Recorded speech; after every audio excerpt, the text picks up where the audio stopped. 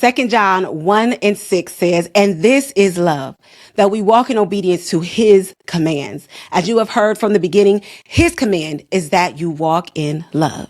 And this is love." Those words alone ought to make us really lean into this verse as the Apostle John prepares to honestly and boldly explain what it means to love Jesus and to live like Jesus. In this verse, John points us to a deeper understanding of God's love. He reminds us that God defines love by behavior and action. He describes love as obedience to God's commands first, and then the expression of that obedience through our actions towards others.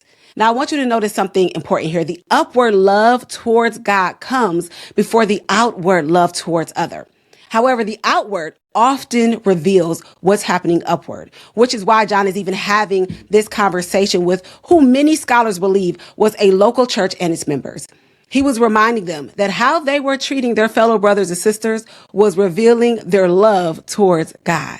And here's the thing. We also see this display vividly through the life of Jesus. When we hear that Jesus revealed his love through his death, it goes even further than sacrifice alone. He was so committed to loving the Father through obedience to his commands, which included atonement for sins, that he gave his life.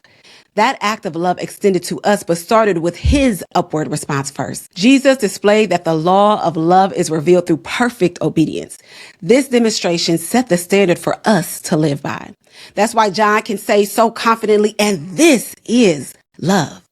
Love isn't defined by feelings or emotions, nor by our own interpretation. It's defined by obedience to God's commands, which leads to loving others well through faithful, uncompromising action.